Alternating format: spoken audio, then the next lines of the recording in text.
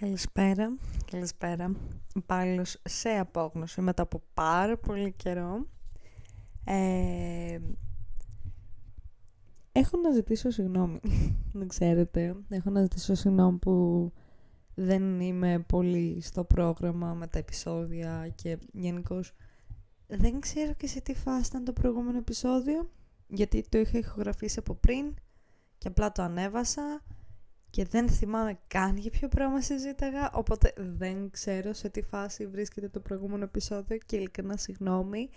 Ήμουν άρρωστη, είχα λαριγκίτιδα, δεν μπορούσα να μιλήσω καθόλου, κουβούμισα τελικέρης. Σε κάποια φάση δεν μπορούσα και να αναπνεύσω σωστά, οπότε υπήρχε πρόβλημα. Όσο έλειπα, τι έγινε?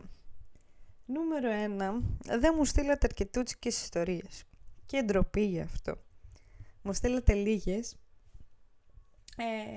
οπότε σήμερα θα είναι μάλλον συνδυαστικό το βίντεο. Θα πω κάποιες από τις ιστορίες, θα πω κάποιες μικροϊστορίες που συνέβησαν όσο έλειπα, που είναι αυτές που θα πω πρώτα για να φεύγουν και μετά να ακουστεί και η δική σας πλευρά στα πράγματα που έγιναν όσο εγώ έλειπα. Οπότε ναι, δεν μου στείλατε αρκετές ιστορίες, ντροπή, αλλά δεν πειράζει, το περίμενα. Δεύτερον, συνέβησαν διάφορα. Τώρα είναι το Πάσχα, δούλευα συνέχεια, so sorry, αλλά έχω από εκεί ιστορίες. Έχω αρκετές ιστορίες από ανθρώπους το οποίο ζητάγανε καλαμαράκια, ενώ εγώ το σπίτι μου δεν πουλάμε. Έχουμε σχέση με κοτόπουλο, καμία σχέση με καλαμαράκια, δεν παίζουν η έννοια καλαμαράκια εκεί που δουλεύω. Από ανθρώπους το οποίο, παράδειγμα, τώρα εγώ θα τα λέω λίγο έτσι σχήμα, παράδειγμα, ήμουν εγώ delivery και στο delivery βάζεις τέλος πάντων τα πραγματάκια που έχει παραγγείλει, χαρτοπετσέτες, βάζεις τη σως και αυτά. Πήρε τυπάς να παραπονηθεί γιατί του βάλαμε κέτσαπ και εξτρά πράγματα που είναι αυτά που μπαίνουν δωρεάν. Π.χ. αν παραγγείλεις μία πατάτες θα έχεις μία κέτσαπ, τζαμπέ. Πήρε να παραπονεθεί γιατί του δώσαμε τζαμπέ πράγματα ενώ δεν τα παρήγγειλε, που ήταν σως, δεν ήταν ξέρω καν κάποιο φάι, αλλά ήταν σως. Και το ίδιο έγινε και αντίστοιχα με μια κυρία που παραπονέθηκε γιατί της δώσαμε extra barbecue ενώ υποτίθεται της παρήγγειλε. Και είπε σφάση μπρο, σκάσε και πάρτα, κράτησέ τα στο ψυγείο σου, πέτα τα, δώστε κάπου.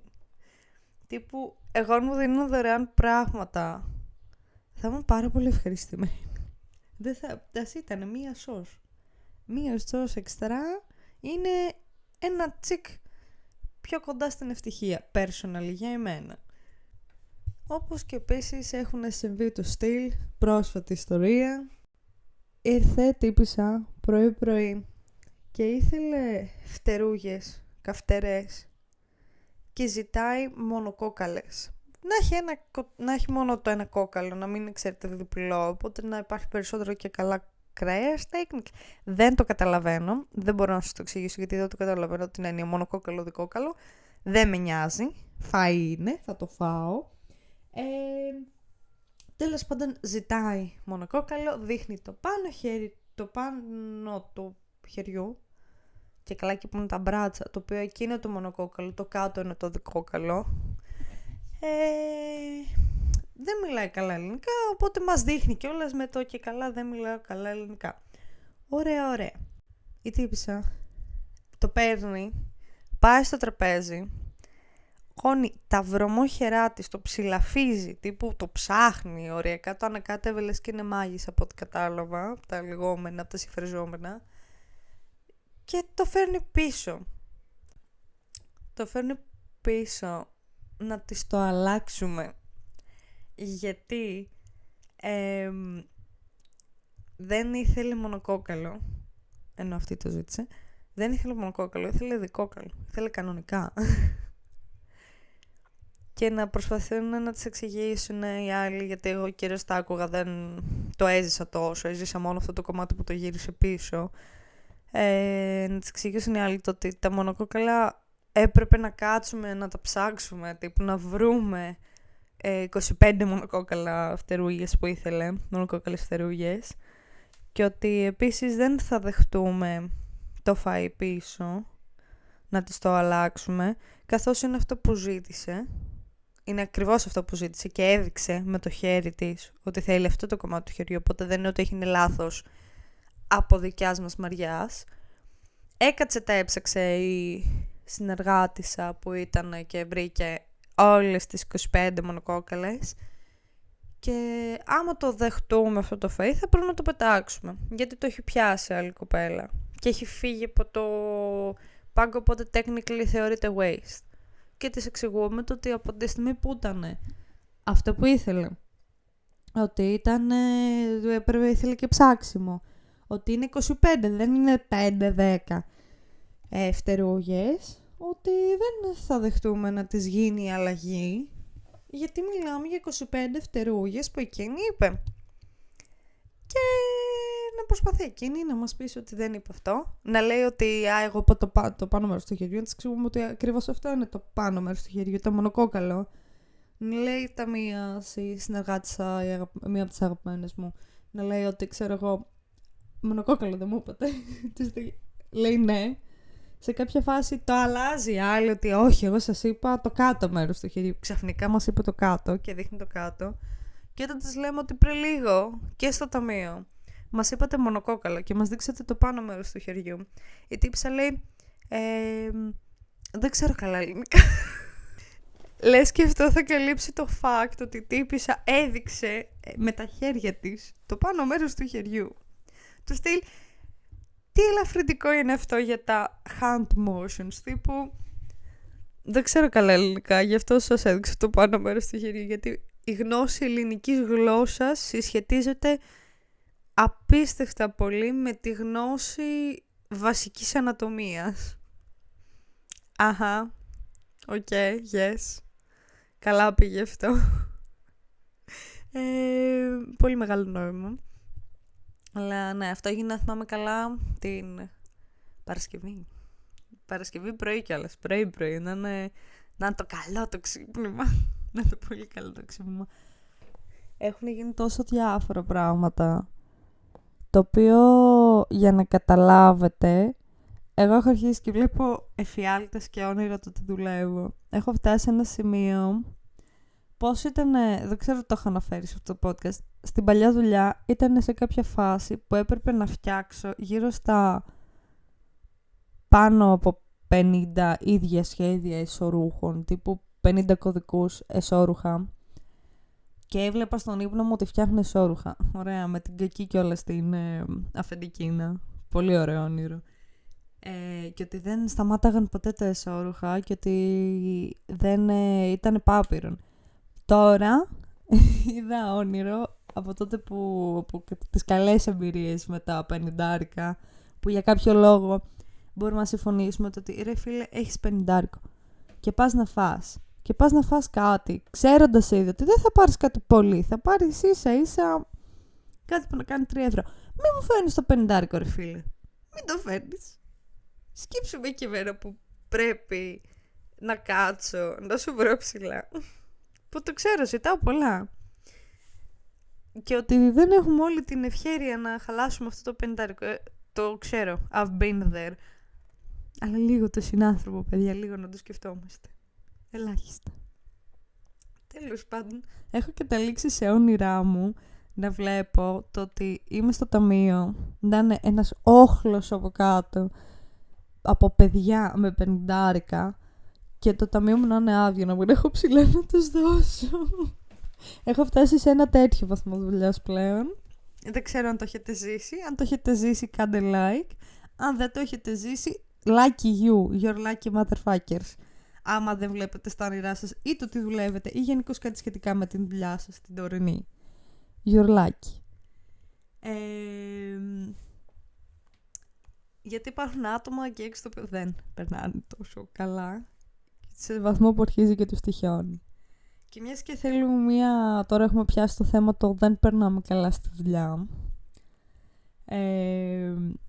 Θέλω να αρχίσουμε λίγο με τις ιστορίες τις δικές σας. Να μπούμε στο ψητό αυτού του βίντεο, πέρα από τα 2-3 περιστατικά που θέλω να βγάλω από μέσα μου.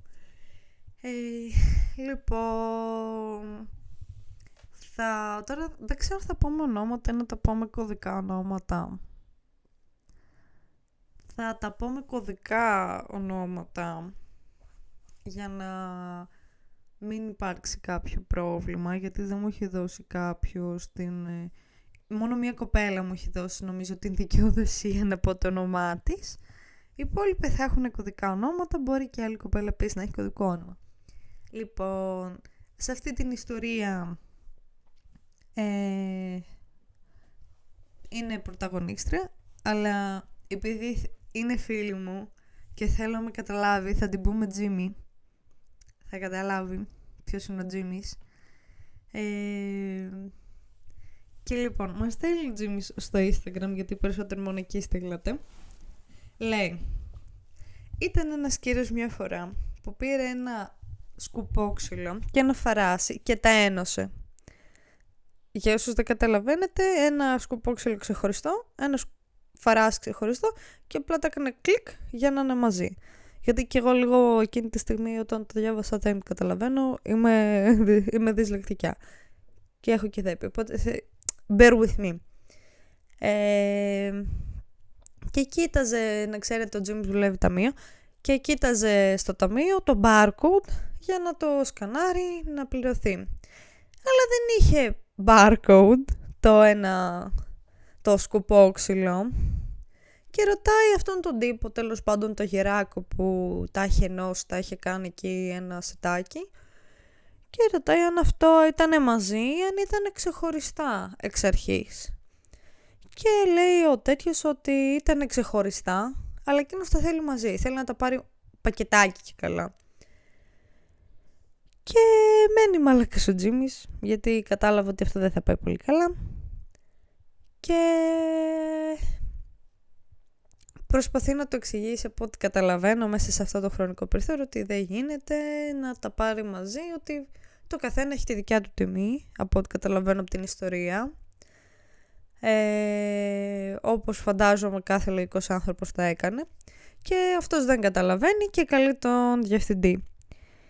Λέει ότι αυτός ο γέρος θύμωσε, έκανε σαν μωρό και έλεγε ότι εγώ με πελάτησα 40 χρόνια και ότι και πέταξε το σκουπόξυλο κάτω από τα νεύρα του και ο διευθυντής απλά τον άφησε να τα πάρει μαζί. Λοιπόν, αγαπητέ Τζίμι, παρετήσου. Η δουλειά του ταμεία δεν αξίζει. Να πω κάτι. Σέβομαι πάρα πολύ κάποια πολύ συγκεκριμένα άτομα στη δουλειά, γιατί είτε τα έχω ζήσει, είτε λόγω της παλιάς δουλειάς. Οι ταμείες τραβάνε όλα τα εσώψυχα όλων μας. Πόσο μάλλον αν ο πελάτης είναι γέρος. Ωραία. Στην εσώτη που έχθηκε σε αυτή την ιστορία ήταν σαν να υπήρχε ένα σκουπόξυλο α, ένα φαράσι β, ο πρώτα έκανε κλικ έτσι σετάκι γιατί τα ήθελε σετάκι στο μυαλό του και μετά επικαλούσε ότι επικαλούσε, δεν νομίζω ότι αυτό είναι το σωστό ρήμα, δεν πειράζει. Έλεγε τέλος πάντων ότι τα θέλει μαζί, να τα πάρει έτσι, στην τιμή του ενός. Ο Μπρο ήθελε δωράκι, ο Μπρο ήθελε 1+1 δώρο σε κάτι που δεν υπήρχε 1+1 δώρο. Ωραία. Αυτό δεν θα είναι ακριβώς λύση πέρα από το ότι Τζίμι παρετήσου. Αλλά μπορώ να ρωτήσω, άμα κάποιος τέτοιος άνθρωπος όντως υπάρχει εκεί έξω, πού σας δίνεται αυτός ο σταρχιδισμός, αυτή η ψευδαίσθηση, ότι όταν κάτι είναι σετάκι μπορείτε να το σπάσετε και όταν κάτι δεν είναι σετάκι, ότι μπορείτε να το πάρετε σετάκι με χαμηλότερη τιμή. Οκ, καταλαβαίνω. Είμαστε Balkan people. Έχουμε μεγαλώσει με την έννοια της λαϊκής, το θα πάω λαϊκή, θα πάω με, 20 ευρώ. Αυτό της γιαγιάς, το κλασικό, αυτό που λέει η γιαγιά, πόσο κάνω αυτά τα 3 βρεκιά, της λέει άλλη 10 και κάνει η γιαγιά, έχω 5. Και κάνει παζάρια να πάρει τα 3 βρεκιά με 5 ευρώ, ενώ κάναν 10.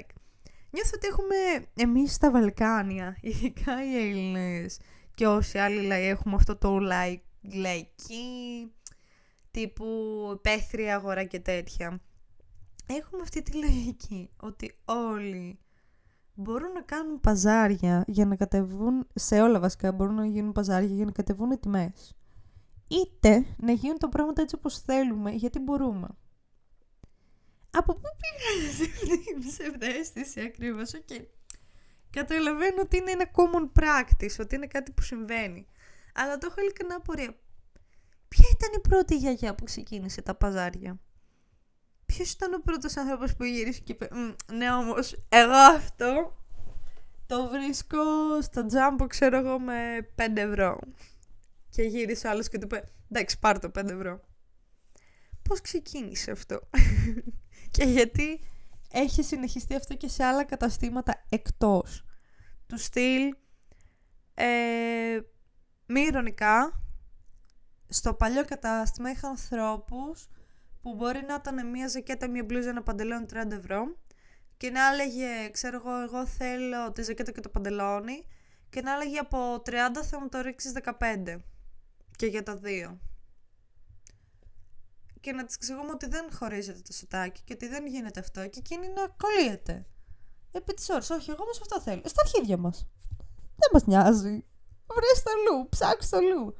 Και αυτό το ναι, όμως θα πάω εκεί που ξέρω ότι το πήγαινε. Go. Δεν το πουλάω έτσι. What do you want? Ή ξέρω εγώ στο κατάστημα που είμαι τώρα, κάτι άλλο. Που το ελληνικό cheat code με τρελαίνει, το που προσπαθούν ώρες, π.χ. σαν αυτόν τον γέρο που ψάχνουν ένα cheat code, ωραίο. Και καλά ότι είμαστε όλοι υπόλοιποι ηλίθιοι πέρα από αυτούς. Έρχεται κύριος στο δικό μας κατάστημα να πάρει ένα και καλά deal που είναι ένα, νομίζω, lunchbox είχε πάρει. Lunchbox, αν θυμάμαι καλά ήταν. Ένα τέλος πάντων lunchbox, ένα αναψυκτικό, μια πατάτες. Και μπρο, του το δίνουμε. Και λέει, δεν ήθελα το αναψυκτικό. Γιατί μου το δώσατε? Και να του εξηγούμε ότι είναι μέσα στην... Και καλά προσφορά, δεν είναι προσφορά, είναι καλύτερη τιμή. Στην καλύτερη τιμή ότι έχει μέσα και το αναψυκτικό.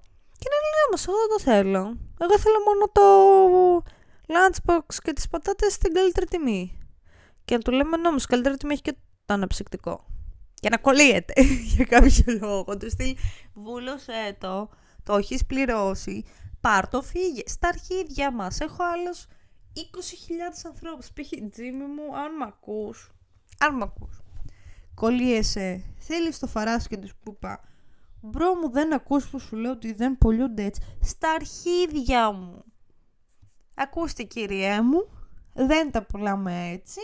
Άμα δεν το θέλετε, αφήστε το εδώ στο ταμείο και παρακαλώ πολύ βγείτε εκτός του καταστήματος. Εμείς δεν τα πουλάμε έτσι. Τελεία. End of the story. Λιγότερος σπασταρχιδισμός. Τέλεια. Τώρα ψάχνω και τις άλλες ιστορίες. Περίμενε. Έχω νομίζω άλλες 2 ιστορίες. If I remember well. Λοιπόν. Αυτή η κοπέλα είναι που μου είχε δώσει το δικαίωμα να πω το όνομά της. Οπότε θα την πω με το όνομά της. Γιατί είναι και πιο εύκολο να διαβάσω την ιστορία της. Λοιπόν, είναι η Άννα, το οποίο έχει τελειώσει δημοσιογραφία. Τελείωσε δημοσιογραφία φέτος. Οπότε λογικό να μην έχει προϋπηρεσία και το βιογραφικό να είναι αντίστοιχο. Και τέλος πάντων την καλούν για συνέντευξη, αφού το είχε στείλει. Ο Θεός ξέρει πόσο βιογραφικά από ό,τι μου λέει. Και τέλος πάντων πάει για τη συνέντευξη, φαντάζομαι γίνεται το κλασικό παραμυθάκι και λέει δεν έγινε καμία απολύτως συζήτηση για το μισθό. Ούτε μου διευκρινίστηκε τι ακριβώς θα κάνω. Και επειδή δεν είχα εμπειρία, δεν τόλμησα να ρωτήσω. Για να μην φανώ πιεστική. Εισαγωγικά για εμένα, εγώ τα βάζω, την παρένθεση βασικά εγώ βάζω, μεγάλο λάθος, αλλά δεν ήξερες, οπότε δεν πειράζει. Συνεχίζουμε. Λέει, τελικά δούλεψα για μερικές μέρες, κατά τις οποίες δεν μπορώ να μιλήσω, αρμοδιότητες μου ήταν κυρίως να παρατηρώ τι κάνουν οι υπόλοιποι. Και κάθε φορά που συναντούσα το αφεντικό, έλεγα στον εαυτό μου θα βρω κουράγιο να τον ρωτήσω για το μισθό. Όταν πήγα επιτέλους και τον ρώτησα, η απάντηση που πήρα ήταν ότι αυτή τη στιγμή δεν μπορούν να με πληρώσουν. Και συνέχισε με την πρόταση, συνέχισε να έρχεσαι αφού τους ενδιαφέρει το αντικείμενο και θα μάθεις πολλά, οπότε στο μέλλον θα μπορούμε να συνεργαστούμε. Ευτυχώς η κοπέλα λέει ότι δεν ξαναπήγε, γιατί ο μπρο γύρισε και είπε καταλαβαίνω ότι δουλεύεις για μας, θα σε πληρώσουμε με εμπειρία. Για κάποιο λόγο. Ο μπρο της έδωσε τζαμπέ πρακτική χωρίς να τη ρωτήσει, ενώ η τύπης έψαχνε για δουλειά. Άννα μου, χαίρομαι που δεν ξαναπήγες. Χαίρομαι πίστευα που δεν ξαναπήγες. Θα σου πω, είναι μεγάλο λάθος από τη στιγμή που άλλος δεν έχει συζητήσει για μισθό να μην το ρωτήσεις. Κανονικά δεν ρωτάς, δεν πας και λες, ξέρω εγώ, σε μια συνέντευξη, ξέρω εγώ, τα γκαφρά πόσο είναι. Αλλά άμα δεις ότι άλλος δεν μιλάει για μισθό, κάπως διπλωματικά, δεν ξέρω πώς, ευτυχώς δεν μου είχε τύχει, κάπως διπλωματικά το πηγαίνεις εσύ να πάει η συζήτηση προς το μισθό. Του στυλ, ξέρω εγώ, ποιες θα είναι οι απολαβές ή τύπου, ξέρω εγώ, να του μιλήσεις για τις ώρες το οποίο θα δουλέψεις, οπότε κάπως έτσι να μπει στο μυαλό του ότι πρέπει μάλλον σε να φέρει το μισθό. Δεν ξέρω, αλλά κάπως πρέπει να συζητηθεί. Γιατί φαντάζομαι δεν πας να δουλέψεις για την ψυχή της μάνας σου και σίγουρα σε κανέναν μας, είμαι πάρα πολύ σίγουρη και έξω, δεν περισσεύει χρόνος και οξυγόνο. Αν μας περίσσευε χρόνος και οξυγόνο και δεν ξέραμε πού θα το σπαταλάμε, πίστεψέ με, δεν θα σπαταλούσαμε αυτό το εξτρά οξυγόνο κανένας μας στο να πάμε να δουλέψουμε. Εκτός αν είχαμε αναγκή τα λεφτά. Αλλά αυτό είναι κάτι άλλο. Όπως και επίσης, καλό είναι να συζητηθούν πάντα και το τι πρέπει να κάνεις. Του στυλ, να μην σου δώσω λεπτομέρειες, του στυλ, εντάξει, που και αυτό καλό να συμβαίνει. Μη σου πει, ξέρω εγώ, μέχρι και το πλάνο του μαγαζιού. Αλλά να σου πει, π.χ., ξέρω εγώ, απλά να ξέρεις, θα είσαι στο ταμείο, έστω μια τέτοια φράση. Ή τύπου, δημοσιογραφία, ξέρω εγώ, θα είσαι, ξέρω εγώ, στην κατανομή των άρθρων. Ιδέα δεν έχω από δημοσιογραφία, ένα τυχαίο position είπα κι εγώ, δεν ξέρω καν αν υπάρχει. Άμα για παράδειγμα υπήρχε κάτι τέτοιο σαν συζήτηση, πιστεύω τουλάχιστον θα βοηθούσε στο να σκεφτείς, του στυλ, μου λένε αυτή τη θέση, αλλά δεν μου έχουν πει την πληρωμή, του στυλ, τώρα τι κάνουμε. Π.χ. σαν και εμένα, όταν δεν μου είπαν, ξέρω εγώ, πώς λέγεται, εμένα σε αυτή τη δουλειά που είμαι τώρα δεν μου είχαν πει στην αρχή αν τα 4,5 ευρώ που παίρνω την ώρα θα είναι μεικτά ή καθαρά. Φαντάζομαι όλοι ξέρουμε τους όρους. Για όσους δεν ξέρετε, μεικτά λεφτά είναι αυτά το οποίο, π.χ. αν είναι 7 ευρώ, λέω παράδειγμα, κάποια λεφτά από τα 7 ευρώ θα τα παίρνει η εφορία για να έχεις εσύ ένσημα και κάποια λεφτά από αυτά είναι ο μισθός. Εγώ τα 4,5 ευρώ, επειδή στο προηγούμενο κατάστημα που δούλευα ο λίγων μαύρα, η αλήθεια είναι. Δεν ήξερα από μισθοδοσία και φορολογικά και είμαι 19 χρονών. Τα μάθα αφού το έπιασα δουλειά, σωστή δουλειά, που έπρεπε να κάτσω να τα διαβάσω για να κάνω φορολογική δήλωση με το καλό. Αλλά, ναι, δεν ήξερα π.χ. ότι αν θα είναι μεικτά καθαρά. Δεν μπορείς να πας να το ρωτήσεις, δεν πας στο αφεντικό και λες τα γκάφρα τη φάση. Αλλά π.χ. αυτό που μπορούσα κι εγώ έκανα είναι ότι όταν μου δόθηκε για να υπογράψω, γιατί αν η δουλειά ήταν όντως όχι μαύρα, που φαντάζομαι για να μην υπήρξε κάποια ένδειξη μισθού, η Άννα πήγε για μαύρα, πήγε να περάσει παράνομα τη ζωή της για λίγο, οπότε δεν μπορούσε να αποφευθεί όλο αυτό το λάθος που συνέβη από μεριά του αφεντικού. Θα μπορούσε π.χ. όπως και εγώ η Άννα στο χαρτί που είναι για υπογραφή να δει πάνω τι γράφει, τι λέει για τον μισθό, να μάθει οτιδήποτε. Όπως και εγώ έμαθα π.χ. αν ήταν μεικτά ή καθαρά, το έλεγε το χαρτί. Οπότε, τι προσέχουμε εκεί για τους υπόλοιπους που ψάχνουν δουλειά? Δεν έχω την τρελή εμπειρία. Σας λέω τι εμπειρία έχω μέχρι τώρα, γιατί έχω στείλει άπειρα βιογραφικά και έχω πάει επίσης σε πάρα πολλές συνεντεύξεις. Για άλλους λόγους δεν έχει κάτσει δουλειά, λόγω έλλειψης εμπειρίας στον κλάδο. Οπότε ναι. Και ότι θέλω μερική απασχόληση, αλλά αυτό είναι κάτι άλλο. Πάντα προσοχή στις ώρες που μας λένε, προσοχή στον μισθό που μας λένε, και αν δεν αναφερθεί ο μισθός, μην ζητήσετε ποτέ να πείτε τα λεφτά τι λέει. Δεν το λέμε αυτό. Δεν πρέπει. Ξέρω ότι όλοι για τα λεφτά πάμε, αλλά δεν πρέπει να το δείχνουμε, κυρίως για επαγγελματικούς λόγους. Φαίνεσαι λιγότερος επαγγελματίας άμα πας και σκάσεις και πεις, ξέρω εγώ θέλω τα λεφτά μου. Θα είσαι πιο, ξέρω εγώ, στα αρχίδια σου και θα δείξει ότι αυτός είναι ο λόγος που πας. Αλλά δεν το κάνεις. You just don't. Δεν θα σε πάρει κανένας. Στο λέω εγώ. Δεν ακούγεται ωραίο στα αυτιά τους. Μέσα πας στη συζήτηση ως προς το μισθό. Έμεσα πας στη συζήτηση ως προς τις ώρες και αν μπορείς και ως προς τις συνθήκες. Μπορείς να το παίξεις του στυλ, ξέρω εγώ τι πρέπει να γνωρίζω ή χρειάζεται κάτι εγώ να ξέρω για την θέση στην οποία ζητάτε. Το πας κάπως έτσι. Και άμα γίνεται, άμα δεν έχει σπάσει ο διάλογος του ποδάρι του και δεν υπάρχει λόγος να υπάρχει μαύρη δουλειά,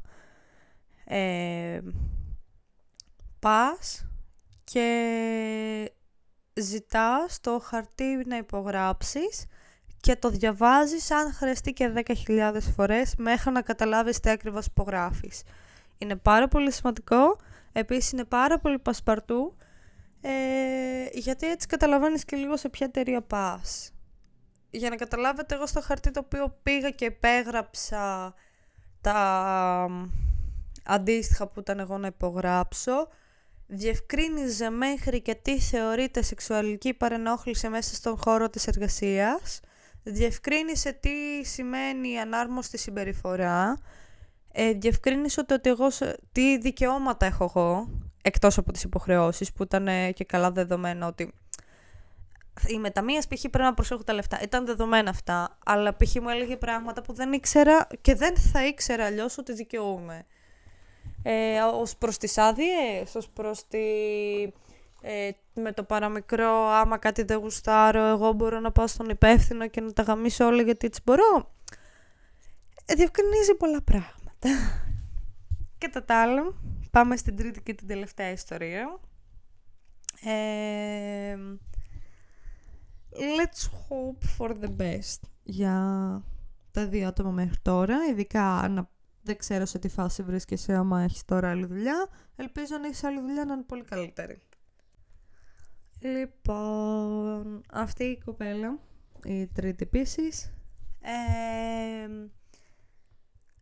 είναι κοπέλα. Ωραία, θα την πούμε, πώς να την πούμε, την πούμε Mary.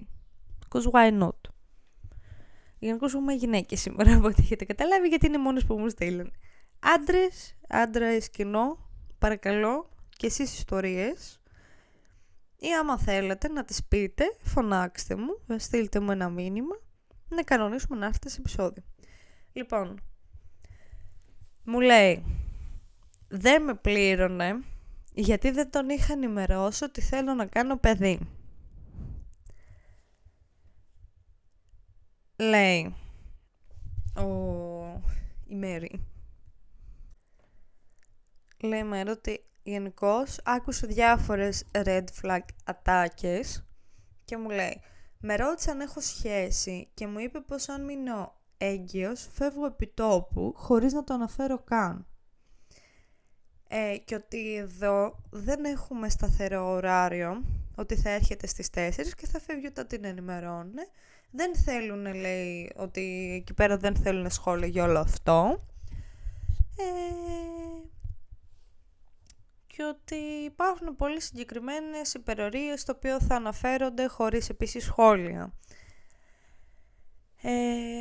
Λέει η κοπέλα, ήμουνα με τον σύντροφό μου αρκετά χρόνια και στη δουλειά μπήκα τύπου ήμουνα, μου λέει, 4 μήνες. Τυχαίνει από εξίσου κάποια λάθη από τα τέτοια. Λέει, έμεινα έγκυος, χωρίς να το ξέρουμε, και ενημέρωσα τον εργοδότη μου για να το γνωρίζει. Λίγες μέρες αργότερα την πήρε, λέει, τηλέφωνο για να συζητήσουν για κάποια θέματα τα οποία δεν διευκρίνησε στο τηλέφωνο. Και μας εξηγεί εδώ πέρα η φιλενάδα, ότι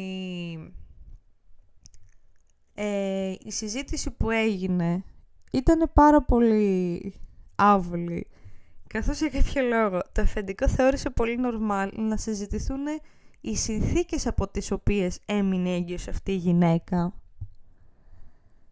Και έχω μια δυσκολία να το διαβάσω γιατί έχω μένω ταυτόχρονα να το διαβάζω, σας παρακαλώ. Τέλος πάντων, λέει, προσπάθησαν να συζητηθούν οι συνθήκες στις οποίες έμεινα έγκυος, και όταν δεν του διευκρίνησα το πώς, που, τι, γιατί φαντάζομαι όλοι έχουμε γενικές γνώσεις βιολογίας, και του είπα ότι απλά δεν ήταν κάτι το οποίο είχα προγραμματίσει και ότι θέλει να μείνει αφοσιωμένη στη δουλειά της όσο μπορεί, και τι θα μπορούσε να γίνει σχετικά με αυτό, καθώς το παιδί θέλει να το κρατήσει, γιατί έπεσε και αυτό σαν ερώτηση περί αν θα γίνει κάποια άμβλωση ή όχι, που δεν θεωρώ ότι είναι δουλειά του αφεντικού, αλλά τέλος πάντων. Λέει ότι το αφεντικό την άφησε με ένα ωραία, θα σε ενημερώσουμε εκ των προτέρων. Όχι εκ των προτέρων, πώς λέγεται? Προσπαθώ να χρησιμοποιήσω και καλύτερο λεξιλόγιο που είστε μου σήμερα. Ότι θα την ενημερώσω τέλος πάντων πιο μετά γι' αυτό, σχετικά με αυτό το θέμα. Και ότι είχαν περάσει κάποιοι μήνες. Από ό,τι καταλαβαίνω έχουν περάσει σίγουρα κάνα τρίμηνο, δεν διευκρινίζει πόσους μήνες, αλλά για να λέω ότι ήταν κάπου στη μέση φάση εγκυμοσύνης, φαντάζομαι μιλάμε περίπου για άλλο 3-4 μήνες, θέλω να πιστεύω. Διευκρινίζει ότι αυτούς τους μήνες, το αφεντικό τους 2 πρώτους μήνες απέφευγε την συζήτηση περί μισθού και πληρωμής και ότι έπρεπε να του βγάζει έμεσα τα λεφτά από το τσιγκέλι. Με το τσιγκέλι, δεν μπορώ να μιλήσω. Και λέω ότι μετά τους 2 πρώτους μήνες λέει ότι η κοπέλα χρειάστηκε να πάρει κάποια άδεια λόγω κάποιων προβλημάτων σχετικά με την εγκυμοσύνη. Οπότε εκεί που είναι στη μέση της εγκυμοσύνης και έχει πάρει άδεια εξαιτίας αυτών των προβλημάτων, που ελπίζω να είναι καλά τώρα αυτή η γυναίκα, αυτή η κοπέλα, λέει ότι το αφεντικό της την ενημέρωσε ότι από εδώ και πέρα δεν θα υπάρχει κάποιος μισθός από τη στιγμή το οποίο ότι δεν είναι αναγκασμένος να πληρώσει αυτές τις άδειες και να πληρώσει αντίστοιχα τον μισθό και καλά τις ώρες που εργάστηκε. Γιατί λέει ότι δεν τον είχε ενημερώσει εξ αρχής στη συνέντευξη ότι θέλει να κάνει παιδί και ότι η άδεια εγκυμοσύνης ναι μεν είχε ενημερωθεί, αλλά δεν ήταν κάτι που περίμεναν σαν επιχείρηση και δεν μπορούν να μπουν και καλά από ό,τι καταλαβαίνω στα εξόδα επιχείρηση, ότι και καλά δεν μπορούν από δικιά τους μεριά να την πληρώσουν. Με αποτέλεσμα αυτή η γυναίκα, όπως μου λέει εδώ, στη μέσα της εγκυμοσύνης της, με προβλήματα πάνω στην εγκυμοσύνη σχετικά με αυτό το θέμα, να ζητάει να φύγει, να παραιτηθεί, και ότι πας απλά της είπε ότι θα στείλει τα χαρτιά, τα έγγραφα παραίτησης για να τα υπογράψει και αυτό. Είναι πολλά λάθος με αυτή την ιστορία. Είναι πάρα πολλά λάθος. Λοιπόν, αγαπητή Μέρη, δεν σε λένε έτσι, αλλά ελπίζω να καταλαβαίνεις από την ιστορία σου ποια είσαι. Δεν μου έστειλες όνομα, συγγνώμη. Ελπίζω να είσαι καλά, να είσαι ειλικρινά καλά και εσύ και το μωρό. Και γενικώς θα πηγαίνουν όλα καλύτερα. Κάπως να το έχεις βρει με θέμα δουλειάς. Δεν είναι δουλειά του αφεντικού, η οικογένεια. Οκ, μπορεί να... Δεν ξέρω αν έχουν το δικαίωμα να ρωτήσουν αν έχεις εσύ σαν υπάλληλος και καλά την διάθεση για οικογένεια. Δεν ξέρω αν όντως δικαιούνται να το κάνουν. Δεν έχει τύχει να μου το πούνε, γιατί είμαι 19 χρονών, φαντάζομαι δεν θεωρούν και καλά λογικό το να γίνω μάνα από τα 19 μου, 18 όταν άρχισα τις συνεντεύξεις. Αλλά από την άλλη, αυτό που λέει, έγινε συζήτηση περί τις συνθήκες της εγκυμοσύνης. Εκεί ξεπερνούνται κάποια όρια. Κάποια ανθρώπινα, ούτε καν εργασιακά όρια. Του στυλ, δεν πας σε μια εγκυμονούσα και τη ρωτάς πώς έμεινε έγκυος, πόσο μάλλον είσαι το αφεντικό της. Και δεν ζητάς εξηγήσεις το πώς έτυχε αυτό το γεγονός. Δεν σε αφορά. Οκ, σε αφορά στο θέμα του ότι ένας υπάλληλο θα σε μειώνει έναν υπάλληλο. Το ότι ξέρω εγώ για τους δικούς σου λόγους, για κάποιο λόγο δεν ξέρω, μπορεί να έχεις κόμπλεξ με αυτό. Ότι βάζεις, ότι ξέρω εγώ, ότι γονιμοποιήσει πιο κάτω από την εργασία. Δεν ξέρω. Μπορώ να καταλάβω αυτή την ανάγκη να έχεις υπαλλήλους και να μη σου φεύγουν. Αλλά αυτό υπερβαίνει κάποια ανθρώπινα όρια. Του στυλ, άμα πήγαινε και το αφεντικό μου άρχιζε να μου κάνει ερωτήσεις περί το πώς έμεινε έγκυος, οριακά θα παρετεινόμουν εκείνη την ώρα. Του στυλ, δεν θα περίμενα καν για όλα τα υπόλοιπα και χαρά στο κουράγιο σου που άντεξες όλο αυτό. Αν το παιδάκι είναι καλά, παρακαλώ πες το μου το, γιατί έχω λίγο τώρα άγχος σχετικά με όλο αυτό. Ελπίζω η ζωή να πηγαίνει πολύ καλύτερα. Και γενικώς ελπίζω ο συγκεκριμένος άνθρωπος, συγγνώμη παιδιά, να μην του ξανασηκώθει ποτέ. Δεν ξέρω, ό,τι κατάρα μπορώ να σκεφτώ, την εύχομαι αυτή τη στιγμή. Δεν το κάνεις αυτό. Όσο κι ας έχεις ανάγκη έναν υπάλληλο, δεν το κάνεις αυτό. Όπως είπαμε ότι εμείς σαν υπάλληλοι και καλά πρέπει να είμαστε επαγγελματίες, αν εμείς πρέπει να είμαστε 10 φορές επαγγελματίες, τα αφεντικά technically, και εδώ γελάμε όλοι στην Ελλάδα, πρέπει να είναι 10.000 φορές πιο επαγγελματίες από εμάς.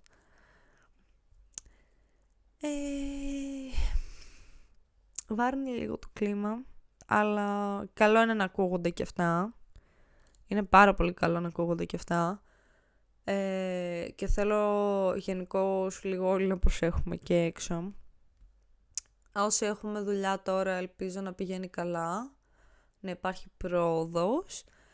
Όσοι δεν έχουμε, δεν πειράζει. Κουράγιο, το ξέρω, δεν είναι ότι καλύτερο. Αλλά μερικές φορές η μοίρα φυλάσσει κάποια πράγματα για λίγο πιο μετά. Άμα βιάζεσαι ή άμα πιέζεις κάποια πράγματα, δεν ξέρω αν θα βγει και το αντίστοιχο καλό αποτέλεσμα που όλοι θέλουμε. Οπότε αυτό που έχω σαν πρόταση γενικώς για όλους εκεί έξω, και λίγο για να ελαφρύνω το κλίμα, να το συζητήσουμε λίγο πιο απαλά λίγο αυτό το ζήτημα. Είμαστε υπάλληλοι, το καταλαβαίνω, πρέπει να είμαστε επαγγελματίες, αλλά ταυτόχρονα είμαστε και άνθρωποι. Δεν πρέπει να ξεπερνιούνται κάποια όρια. Σε αυτό πάει και από μένα σαν εμπειρία κιόλας. Δεν είχα βιώσει αυτά το να με ρωτάνε, ξέρω εγώ, λεπτομέρειες περί εγκυμοσύνης μου. Είμαι 19. Αλλά σαν άνθρωπος που έχει βιώσει βία από το προηγούμενο αφεντικό, σωματική βία και πάρα πολύ λεκτική, δεν είναι πράγματα που δεν γίνονται και έξω. Είναι πιο συχνό φαινόμενο από ό,τι φαίνεται. Δεν είναι η πρώτη φορά που έχω ακούσει από άνθρωπο το ότι κάποιος, ειδικά αφεντικό, δεν του έχει συμπεριφερθεί πάρα πολύ καλά. Ήταν και άλλη μια ιστορία νομίζω που είχα δει, αλλά η κοπέλα μου πέντε τέλει να μην την βάλω, γιατί δεν ένιωθε άνετα με κάποια πράγματα. Το μόνο που έχω να πω είναι ότι για παράδειγμα άτομα σαν και εκείνη, τα περισσότερα περιστατικά άσχημα που βλέπουμε είναι ειδικά σε σεζόν. Και τώρα το λέω το θέμα και πηδά λίγο έμεσα τα θέματα. Γιατί η σεζόν για παράδειγμα είναι και κάτι που έρχεται τώρα στους περισσότερους ανθρώπους, καθώς είναι Μάιος μήνας και αρχίζει η περίοδος της σεζόν. Βάζουμε πάντα όρια, καταλαβαίνω ότι δεν περισσεύουν λεφτά και οξυγόνο και χρόνος από κανέναν, αλλά ταυτόχρονα είμαστε άνθρωποι. Το καταλαβαίνω ότι πρέπει να βγει κάπως στο μεροκάματο, αλλά πρέπει, θεωρώ, και οι άλλοι να καταλάβουν το ότι δεν μπορούν να κάνουν ό,τι γουστάρουν, γιατί κανένας δεν τους έχει δώσει αυτό το δικαίωμα. Μας πληρώνεις για να κάνουμε τη δουλειά μας, καλό αφεντικό ή άσχημο αφεντικό, δεν μας πληρώνεις για να τραβάμε το shops house. Είναι δύο διαφορετικά πράγματα. Άμα θέλουμε να τραβάμε νταλαβέρια και ξέρω εγώ να είναι ένα μπουρδέλο τα πάντα, ή ξέρω εγώ να πρέπει να ταντεύουμε τα αφεντικά μας ή να είμαστε ψυχολόγοι στα αφεντικά μας, θα κάναμε αντίστοιχη δουλειά και θα πληρωνόμασταν αντίστοιχα. Οπότε κουράγιο. Έχω λίγο να ευχηθώ σε όλους.